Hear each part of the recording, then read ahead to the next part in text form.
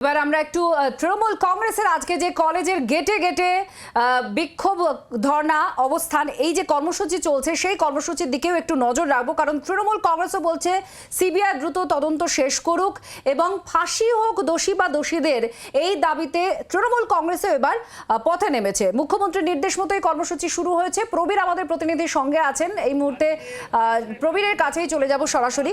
প্রবীর, কি ছবি একটু দেখতে চাইবো?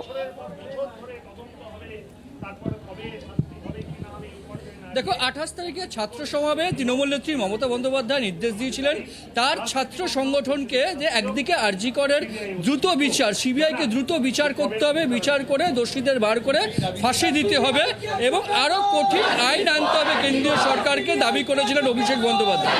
মমতা বন্দ্যোপাধ্যায় তার নির্দেশ দিয়েছিলেন তৃণমূল ছাত্র পরিষদকে যে আজকে প্রতিটি রাজ্যের প্রতিটি কলেজের গেটে গেটে একদিকে আরজি করের ঘটনা প্রতিবাদ এবং সিবিআই যাতে দ্রুত একদম তদন্ত করে দোষীদের শাস্তি দেয় সেই দাবি নিয়ে তৃণমূল ছাত্র পরিষদ কলেজের গেটে গেটে আজকে বসবেন। সেই মতো আমরা দেখতে পাচ্ছি যে ক্ষুদিরাম বোস কলেজ উত্তর কলকাতা, সেখানে তৃণমূল ছাত্র পরিষদের সদস্যরা তারা বিক্ষোভ দেখাচ্ছেন। এই মুহূর্তে রয়েছে তৃণমূল কংগ্রেসের ছাত্র পরিষদের যিনি সভাপতি, তিনি এই মুহূর্তে রয়েছেন তৃণাঙ্কুর ভট্টাচার্য। আজকে মমতা বন্দ্যোপাধ্যায়ের নির্দেশে আপনারা কলেজে কলেজে ধর্ণা দিচ্ছেন, মূল দাবি কি? দেখুন, আমাদের প্রধান দাবি হচ্ছে দোষীর শাস্তি চাই। সিবিআইয়ের হাতে তদন্ত অনেক দিন গেল, কিন্তু এখনও কেন কোনো সুরাহা হলো না? কেন এখনও আমরা কিছু জানতে পারছি না?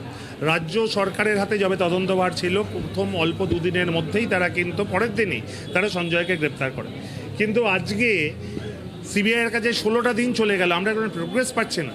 আর এইটাকে আছিলা করে বিরোধী দলরা নবান্ন অভিযান করছে বা সরকারের বিরুদ্ধে মুভ করে মানুষকে খেপানোর চেষ্টা করছে, মানুষকে ভুল বোঝানোর চেষ্টা করছে, বিভিন্ন ফেক নিউজ বিভিন্ন সময় আসছে।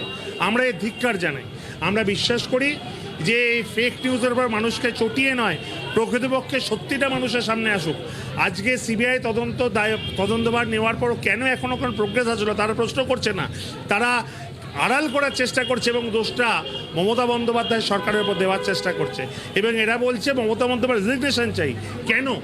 আজকে মমতা বন্দ্যোপাধ্যায়ের মতন সর্বাধিক যা যা করা সব করেছেন, তার পরিবারের পাশে দাঁড়িয়েছেন এবং পুলিশের হাতে তদন্ত ছিল, সেই তদন্ত এখনো অবধি যা পেয়েছেন সেটা তাই।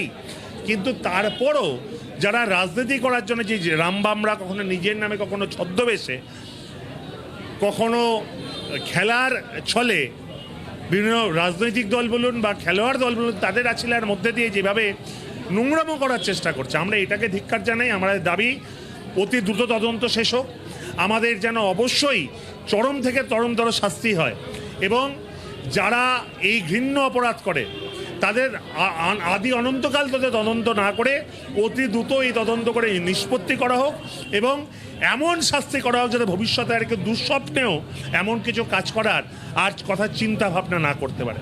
আমরা পরিবারের পাশে আছি, অতি দ্রুত তদন্ত চাইছি। আমাদের দাবি, দেরি করছে সিবিআই, আমরা কিন্তু ফাঁসিই চাই।